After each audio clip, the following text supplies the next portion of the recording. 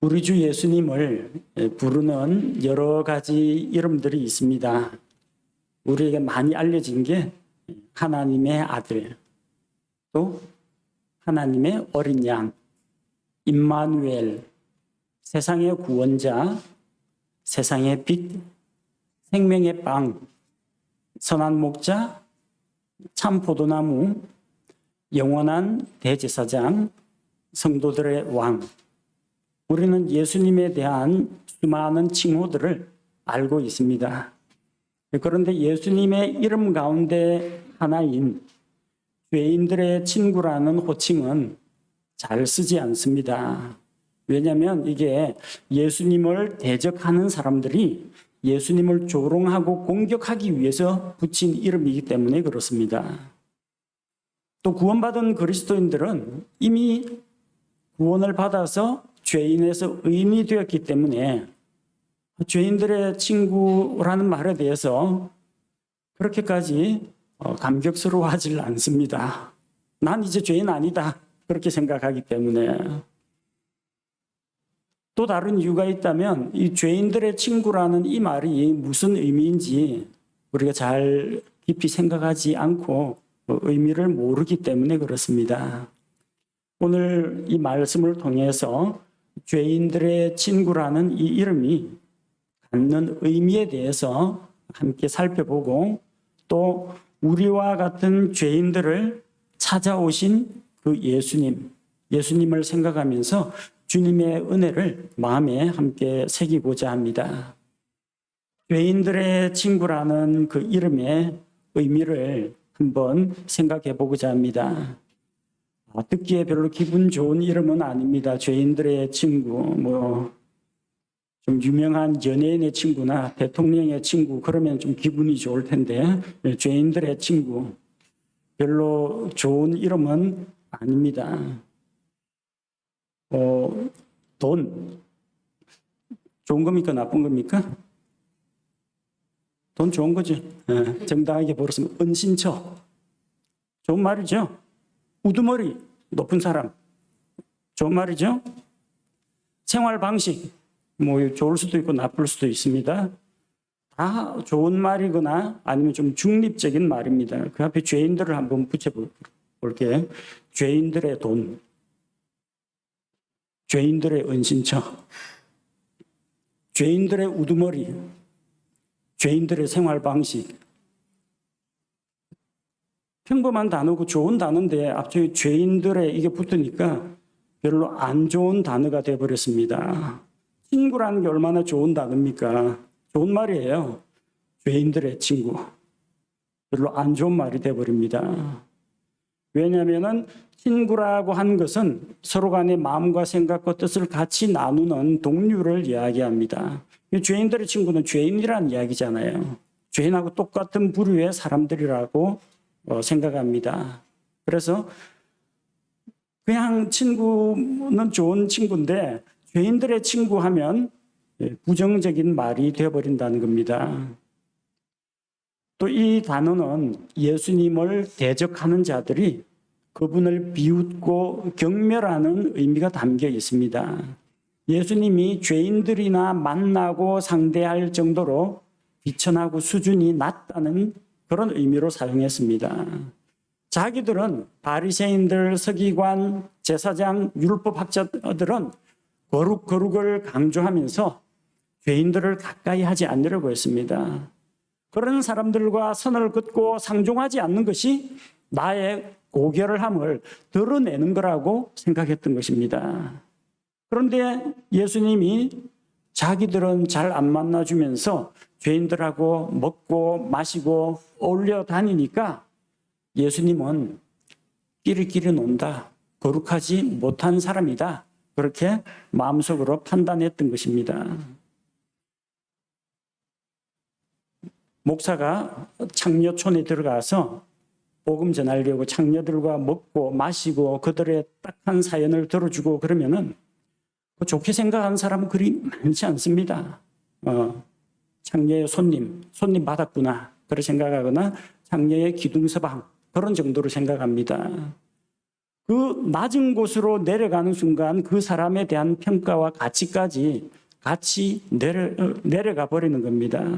생각해 보십시오. 거룩하신 하나님이십니다. 완전하고 흠이 없으신 분입니다. 죄로부터 멀리 떠나 있는 하나님이십니다. 그 하나님이 저 높은 하늘 영광의 보좌를 떠나서 낮고 천한 이 세상에 오셨는데, 이 세상 가운데도 가장 천하고 비천하고 사람들에게 멸시받고 손가락질 당하는 죄인들, 세리들, 창녀들과 같이 어울려서 식사를 하고 계시니 예수님에 대해서 사람들이 보는 시선이 곱지 않았다는 겁니다. 나무는 열매를 보고 안다고 합니다. 사람은 친구를 보면 그 사람이 어떤 사람인지 알 수 있다고 합니다. 끼리끼리 모인다는 말처럼 죄인들하고 같이 어울린 걸 보니까 예수님도 거룩하지 못한 사람이구나, 죄인이구나, 그렇게 판단했던 겁니다. 예수님은 죄 많은 사람의 모습으로 오셨습니다. 죄는 없으시지만 죄인들과 같은 형상을 입고 오셨습니다. 마지막 돌아가실 때에도 예수님의 십자가 양옆에는 두 강도가 달렸습니다. 예수님은 그 가운데에 십자가에 달렸습니다. 예수님을 죄인과 같은 부류로 평가하기 위해서 죄인이라는 프레임을 딱 씌워놓은 겁니다. 예수님이 바로 이 목적으로 오셨습니다. 오래전 이사야 예언자가 이사야 53장 12절에서 이렇게 메시아에 대해서 예언을 했습니다. 이는 그가 자기 혼을 쏟아부어 죽기까지 하며 범법자들과 함께 계수되었기 때문이니라. 그는 많은 사람들의 죄를 담당하였으며 범법자들을 위해 중보하였느니라. 예수님은 죄인들과 함께 계수되었습니다. 죄인들의 숫자에 들어갔다는 겁니다. 그런데 우리가 이 죄인들의 친구라는 예수님의 이름에서 놓치지 말아야 할 것이 있습니다. 죄인들이 예수님에게 친구하자고 찾아간 것이 아닙니다. 예수님이 친구, 죄인들을 이렇게 맞아주신 것이지, 죄인들이 예수님에게 친구 반갑네 하고 예수님을 만나러 간 게 아닙니다. 예수님께서 자기를 낮추셨습니다. 그 낮고 비천한 사람들을 만나러 가신 것입니다. 예수님은 사람들에게 영광을 받으셔야 마땅한 분입니다. 죄인이 아닙니다. 그럼에도 불구하고 죄인들에게 다가가기 위해서 자기를 낮추신 것입니다. 죄인들의 친구라는 말은 무슨 말입니까? 예수님이 거룩하신 하나님의 아들로서 죄인들을 찾아가서 그들에게 친구가 되셨다는 이야기입니다. 비록 바리새인들은 예수님을 경멸하기 위해서 저 죄인들과 어울려 지내는 죄인들의 친구다, 그렇게 비아냥거렸지만 실은 그 말 속에는 죄인들의 친구가 되기 위해서 하늘의 높은 영광의 자리를 버리고 이 낮은 세상에 우리와 같은 사람들을 만나러 오신 예수 그리스도의 그 사랑과 그 겸손하심이 담겨져 있는 그런 이름이라는 것입니다. 왜 예수님은 죄인들의 친구가 되셨을까요? 헤롯 왕도 있고, 성전에 가면 제사장들도 있고, 또 율법에 대해서 토론하기를 원한다면 바리새인들도 있고, 율법 학자들도 있고, 서기관들도 있는데 왜 하필이면 세리들과 죄인들과 어울리셨을까요? 그 첫 번째 이유는 아무도 죄인들의 친구가 되어주려고 하지 않기 때문입니다. 대제사장은 가만히 있어도 친구하자고, 알고 지내자고 찾아오는 사람들이 있습니다. 돈 많은 사두개인들은 친구가 많습니다. 돈을 펑펑 쓰고 베풀고 나눠주고, 그러니까 뭔가 얻어먹으려고 친구로 찾아오는 사람들이 많이 있습니다. 하지만 사람들은 죄인들과는 가까이 지내지 않으려고 합니다. 사람들은 나름대로 자기는 거룩하다고 생각합니다. 아니, 하나님 앞에서는 내가 그렇게까지 거룩하지 못하지만 최소한 저 사람보다는 내가 낫다. 그런 상대적인 우월감 때문에 사람들은 자기 자존심, 자기 체면을 세웁니다. 죄인들을 더럽고 부정하게 여기고 멸시함으로써 반사적으로 나는 안 그래 라는 생각이 그 바탕에 깔려 있는 겁니다. 그러나 우리 주 예수님은 그렇게 사람들에게 버림받고 멸시받고 아무도 찾아가서 친구가 되어주지 않으려고 하는 그들에게 먼저 다가가셨다는 겁니다. 두 번째는 예수님께서 죄인들을 너무나 사랑하셨기 때문입니다. 하나님께서 죄는 미워하십니다. 하나님의 거룩하신 성품과 죄와 불법은 결코 함께 양립할 수가 없습니다. 그러나 죄인들에 대해서는 하나님의 형상을 따라 창조된 그 사람이 죄로 인해서 부패하고 타락하여 영원한 멸망의 형벌을 받게 될 그 사람에 대해서는 하나님께서 안타깝고 불쌍하게 여기십니다. 긍휼히 여기십니다. 하나님께서는 죄인들을 사랑하십니다. 얼마만큼요? 죽기까지 사랑하십니다. 자기 아들의 생명을 버릴 정도로 그만큼 사랑하십니다. 말로만 내가 너희를 사랑한다, 사랑한다, 사랑한다 말로만 고백한 것이 아닙니다. 삶으로 행동으로 보여주셨습니다. 로마서 5장 8절 말씀에 우리가 아직 죄인이었을 때에 그리스도께서 우리를 위해 죽으심으로 하나님께서 우리를 향한 자신의 사랑을 당당히 제시하시느니라. 하나님은 자신의 사랑을 우리에게 보여주셨습니다. 예수님께서 우리 대신 죽으심으로 그 당시 우리는 결코 의인도 아니요 선인도 아니었습니다. 죄인이었습니다. 우리가 아직 죄인이었을 그 당시에 죄인들을 위해서 대신 죽으심으로 그분의 사랑을 우리에게 보여주신 것입니다. 그리고 세 번째, 죄인들의 친구가 되신 이유는 죄인들을 구원하기 위해서입니다. 예수님이 왜 오셨습니까? 누가복음 5장 32절 말씀해 보니까 나는 의로운 자들을 부르러 오지 아니하고 죄인들을 불러 회개하게 하려고 왔노라 하시니라. 죄인들을 불러 모았습니다. 음식을 나누고 음료를 마시면서 마음의 긴장을 풀고 그들에게 하나님의 말씀을 전하고 그들에게 회개하도록 하고 죄에서 회개하여 하나님께 돌아오도록 하기 위해서 예수님께서 오셨던 것입니다.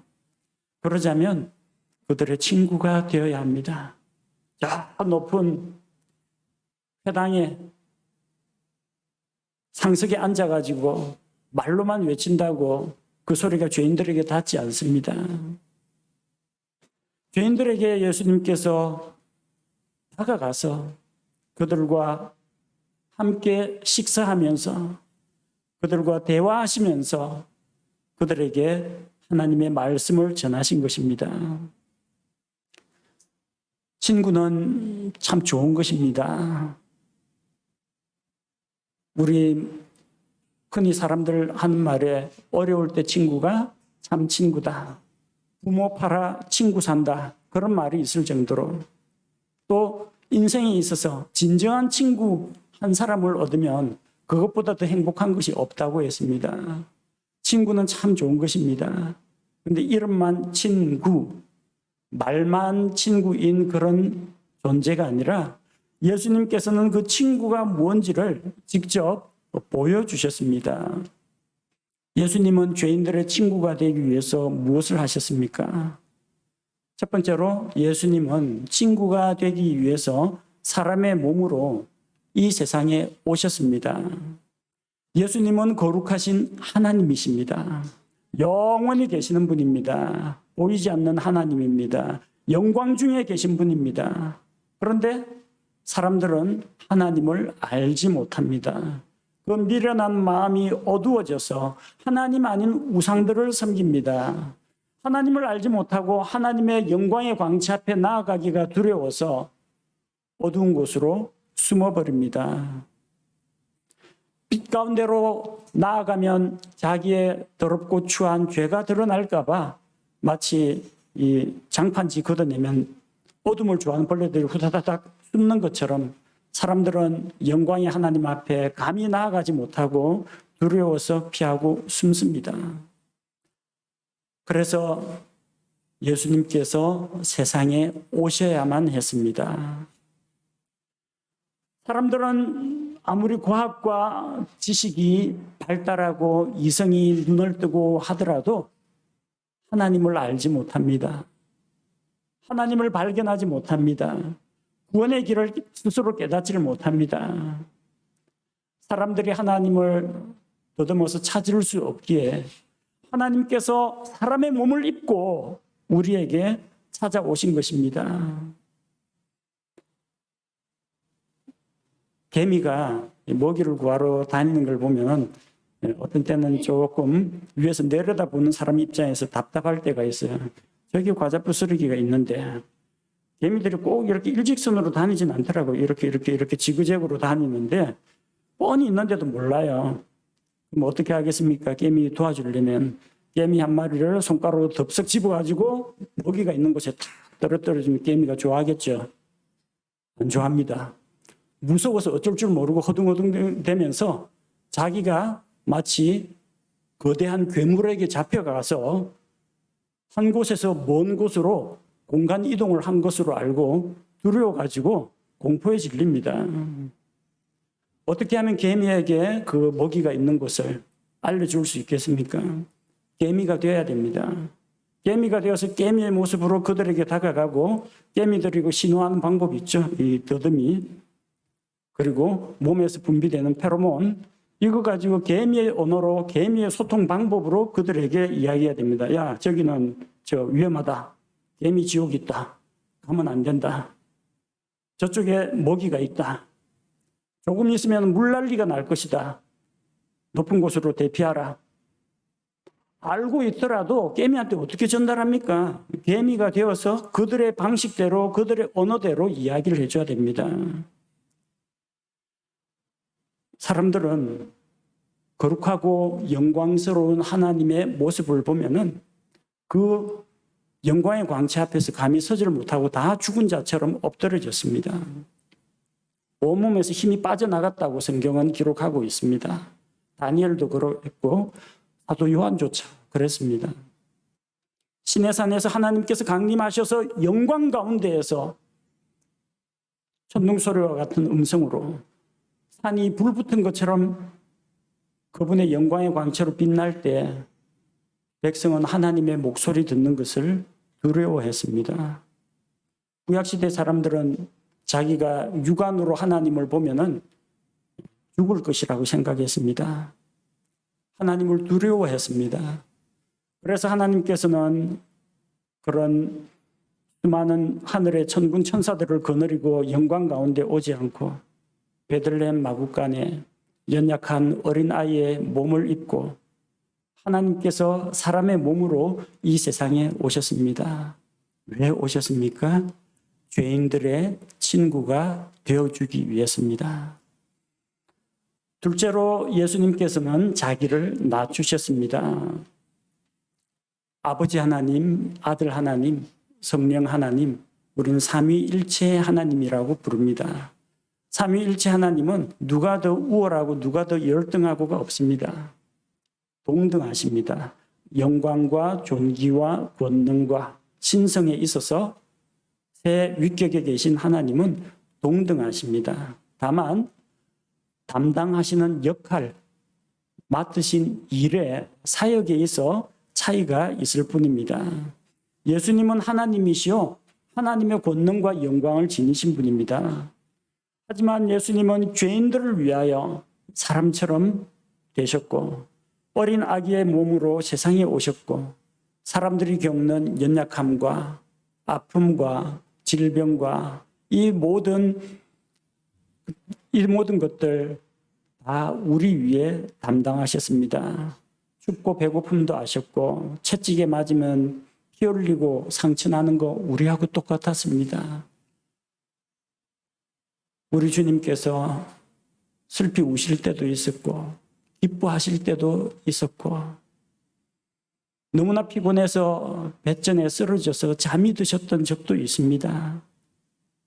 낮고 천한 사람의 몸을 입으셨기 때문에 그 영광스러운 하나님께서 인간의 육체 가운데 거하시면서 우리처럼 되셨습니다. 베들레헴 마구간에서 나신 우리 주님, 가난한 목수의 아들로서 살아가셨습니다. 왜 그렇게 자기를 낮추셨을까요? 사람들과 같이 되려고, 사람들의 친구가 되기 위해서입니다. 빌립보서 2장 8절 말씀을 보면 예수님께서 사람의 모양으로 나타나사 자기를 낮추시고 죽기까지 순종하셨으니 곧 십자가의 죽음이라. 그분의 출생도 낮고 천한 곳에서, 그분의 직업과 또 그분의 생활도 낮고 천한 자들과 함께, 마지막 죽으실 때조차도 십자가에서 강도들과 함께 죄인처럼 죽임을 당하셨습니다. 친구가 되려면요, 눈높이가 맞아야 됩니다. 죄인들의 친구가 되려면 죄인들 눈높이에 맞춰야 합니다. 제가 이 양복을 잘 차려입고 제 부산역 앞에 가서 노숙자한테 말 걸면 노숙자가 저하고 이야기할 것 같습니까? 아, 됐고 빨리 돈이나 좀 주고 가시오 그럽니다. 저하고 상대 안 하려고 합니다. 신분이 차이가 나기 때문에. 제가 박사 가운 딱 입고 깡패 속으로 들어가서 좋은 말씀 전하러 왔습니다 하면 받아줄 것 같습니까? 어디 부러져 가지고 나올 겁니다. 저는 깡패도 만나봤습니다. 노숙자도 만나봤습니다. 절도범도 만나봤습니다. 그 사람들에게 사탕도 사주고 빵도 사주고 커피도 사줬습니다. 그러면서 같이 꺼내놓고 같이 먹고 이야기도 나눴습니다. 자기들 신세 타령도 하고 억울하면 억울하다는 거, 후회하고 반성하는 거는 반성한다라고 다 이야기를 합니다. 죄인들을 만나려면 예수님처럼 죄인들 속으로 들어가서 죄인들의 모습이 되어야 합니다. 예수님께서 왜 하늘의 존귀와 영광 버리고 이 세상에 사람의 몸으로 비천한 모습으로 오셨습니까? 쇼맨십이 아닙니다. 우리를 위해서입니다. 죄인들을 만나려고 그렇게 하셨습니다. 우리 주 예수님, 우리와 같은 고난을 받으셨고 우리와 똑같은 육신의 정욕, 안목의 정욕, 인생의 자랑 이런 시험을 받으셨습니다. 자기를 낮추시고 죄인들의 친구가 되어주기 위해서 예수님은 자기 자신을 낮추셨습니다. 여러분 혹시 누구 설득해야 될 사람이 있거나 또 누군가에게 위로해야 될 사람이 있습니까? 나는 해답을 알고 있으니까 내가 시키는 대로만 해. 이런 식으로 상담하면은 잘 안 먹힙니다. 힘들지? 나도 그래. 나도 똑같아. 나도 옛날에 그런 적 있어. 자기 자신을 내려놓고 자기의 약점을 공개하고 이야기할 때 그 사람 마음이 열린다는 겁니다. 예수님은 뭐 약점이나 흠이나 죄가 없으신 분이지만 그들과 같은 모습이 되셨고 그들과 같은 식사 자리에 앉아가지고 그들과 똑같은 음식을 먹으면서 그들과 허심탄회하게 대화를 나누셨습니다. 죄인들의 모습으로, 연약한 사람의 모습으로 예수님께서 오셨고 또 자기를 낮추시고 세 번째로 예수님은 죄인들을 만나 주셨습니다. 만난 사람들 많습니다. 바리새인들도 물론 만났습니다. 산헤드린 공회의원도 니고데모도 만났습니다. 율법학자도 예수님에게 질문이 있다고 찾아와서 같이 이야기했습니다. 바리새인도 만나고 서기관도 만났습니다. 그런데 예수님은 상류층 사람들만, 돈 있는 부자들만 골라서 만나지는 않았습니다. 오히려 예수님은 주로 낮고 천한 죄인들을 많이 만났습니다. 그러니까 이 자칭 거룩하다고 생각하는 바리새인들이 불만이 더 많았던 것입니다. 아니, 왜 우리와 같은 사람들하고 만나 어울리지 않고 저 수준 낮고 격이 떨어지는 저런 사람들과 만나서 이야기 나누느냐.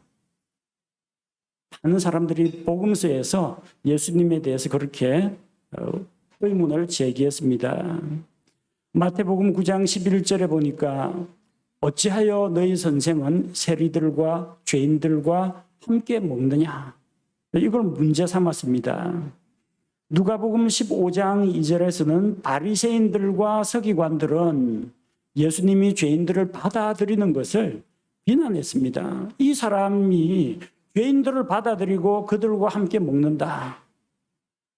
그들의 비난을 듣고 예수님께서 말씀하신 것이 잃어버린 양의 비유, 잃어버린 동전의 비유, 잃어버린 아들의 비유를 그들에게 들려주신 것입니다. 나는 잃어버린 것 찾으러 왔다. 그렇게 말씀하시면서 누가복음 19장 7절에는 예수님이 죄인의 집에 들어갔습니다. 사람들이 다 수군거렸습니다.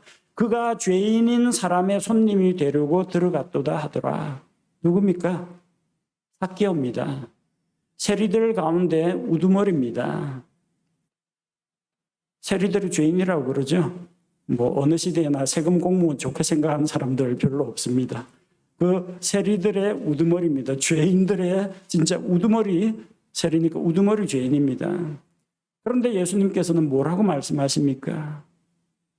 내가 잃어버린 자를 찾아 구원하러 왔다라고 말씀하시면서 사람들이 비난하거나 말거나 그 집에 들어가서 같이 만나가지고 말씀을 전하고 마침내 삭개오가 변화되었습니다. 요한복음 4장 10절에서는 예수님께서 유대인들이 손가락질하고 만나주지 않는 사마리아 여자를 만나주셨습니다. 그것도 그냥 사마리아 여자가 아니에요. 여러 남편을 둔 부정한 여인이었습니다. 도덕적으로 문란한 여인이었습니다. 그런 여자하고 말 붙여고 우물가에서 이야기하는 거 소문나면 어떡합니까? 예수님은 전혀 신경 쓰지 않았습니다. 그 여자에게 하나님께서 주시는 생명수를 주기 위해서, 영원한 생명을 주기 위해서 그녀에게 먼저 말을 건네셨던 것입니다. 예수님은 그들과 삶을 함께 나누셨습니다. 단순히 같이 밥 먹는다고 친구 되는 거 아닙니다. 여러분 정치인들, 특히 국회의원들 선거철만 되면 시장에 가가지고 떡볶이 사 먹습니다. 아마 평생 먹을 떡볶이 거기서 아마 다 먹을 겁니다. 그 사람들 떡볶이 안 좋아해요. 좀 비싼 거 먹어야죠. 고급 분위기 있는 레스토랑 가야죠. 근데 서민 코스프레 하느라고 시민들의 종복, 여러분의 일꾼 그런 타이틀을 내걸고 시장에 가서 떡볶이, 순대 그런 거 사 먹으면서 시민, 일반 서민인 것처럼 흉내내는 겁니다. 선거철 끝나면 시장에 안 갑니다. 백화점을 가겠죠. 직장 동료하고 밥 먹고 그리고 커피 마신다고 해서 친구 되고 연인 되는 거 아닙니다.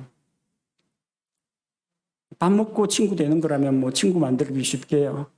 근데 예수님은 죄인들과 세리들의 친구라는 말을 들었습니다.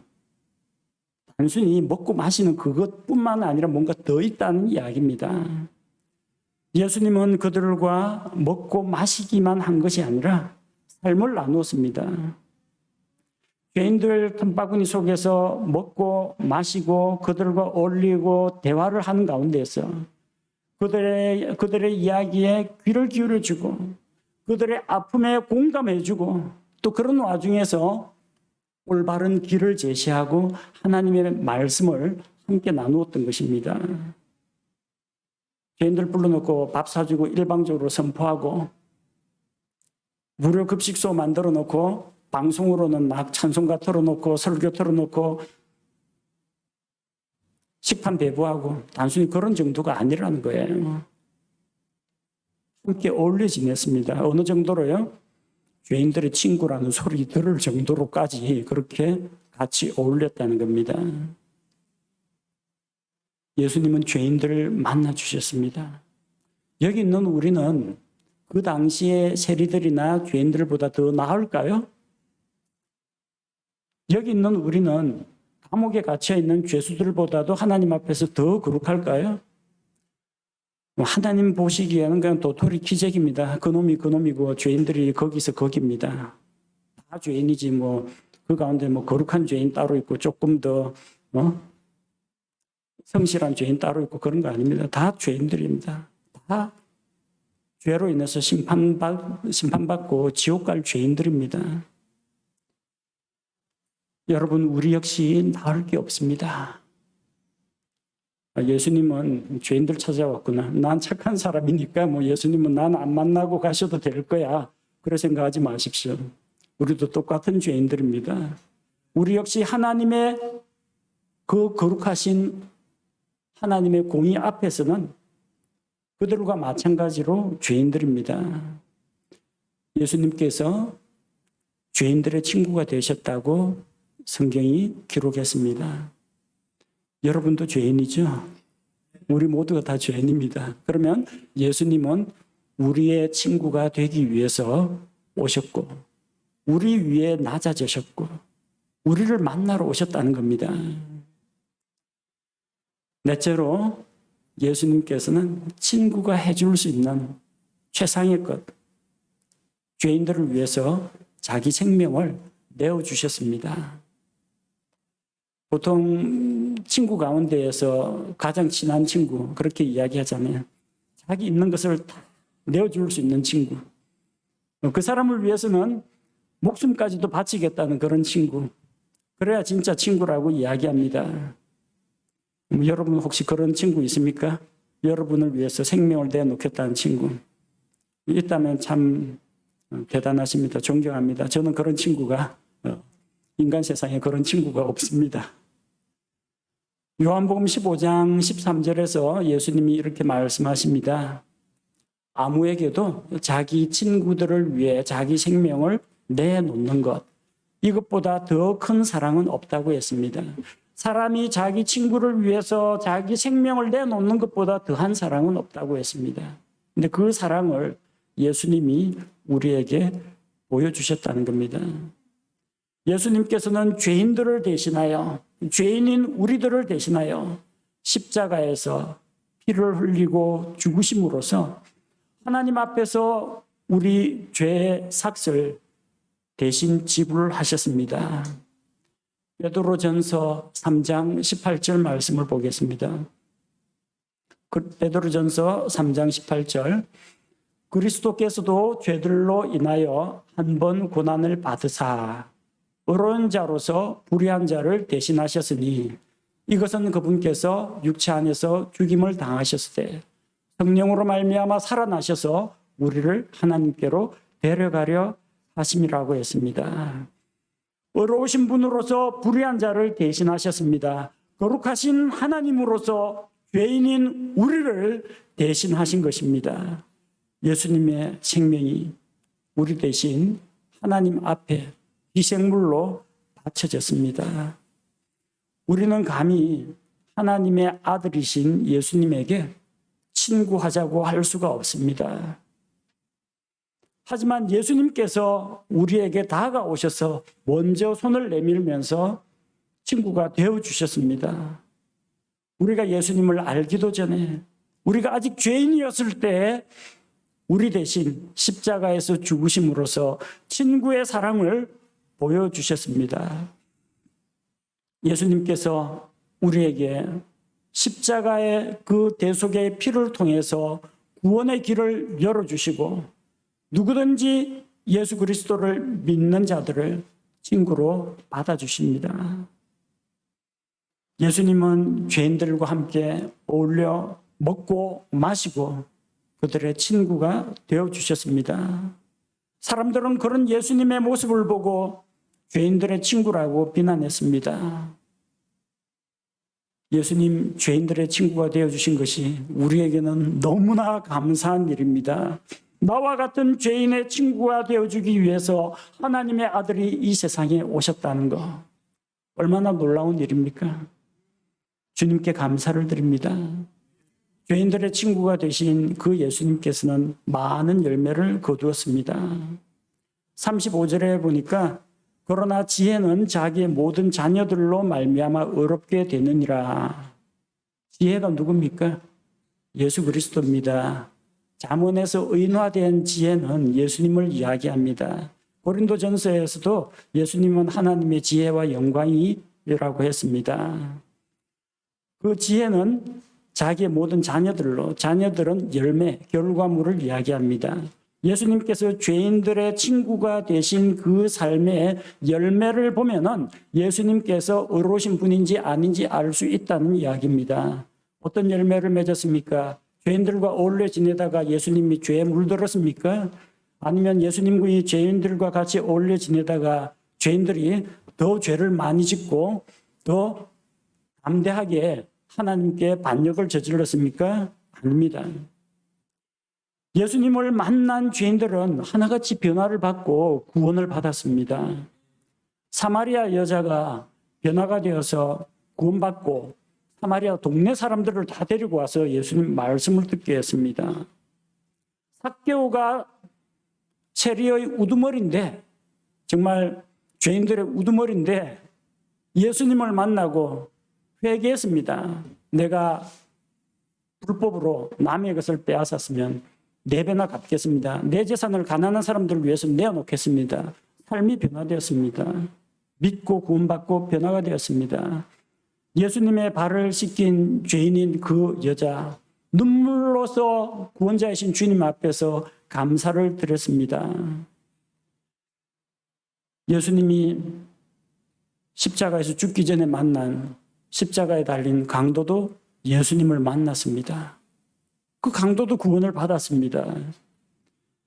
그리고 예수님을 만난 세리들과 창녀들, 성경이 뭐라고 합니까? 너희들보다, 유대의 종교 지도자들보다 세리들과 창녀들이 하나님의 왕국에 먼저 들어갈 것이라고 했습니다. 이 말은 무엇을 말합니까?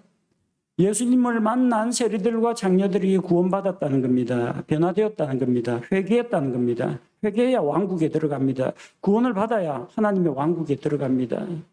예수님은, 지혜이신 예수님은 그 삶을 통해서 선한 열매로서 죄인들과 먹고 마시고 어울려 지낸 그게, 사람들은 손가락질했지만 예수님이 어렵고 선하신 분이고 그를 통해서 죄인들을 구원하셨다는 그 선한 열매로 간증을 드러내셨습니다.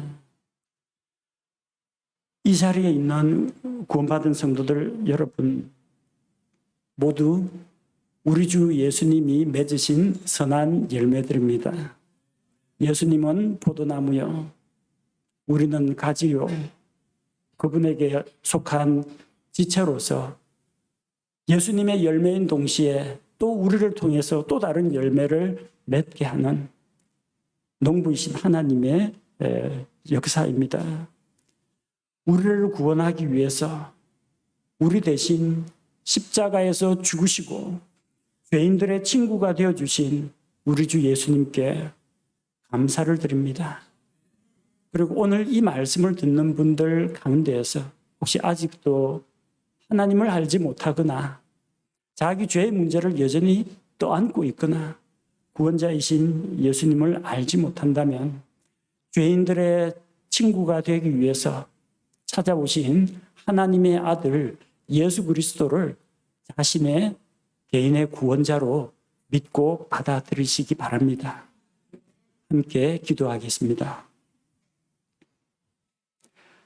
하나님 아버지, 거룩하신 하나님의 아들 예수 그리스도께서 죄인들을 사랑하사 죄인들을 구원하기 위해서 이 세상에 사람의 몸으로 오셨고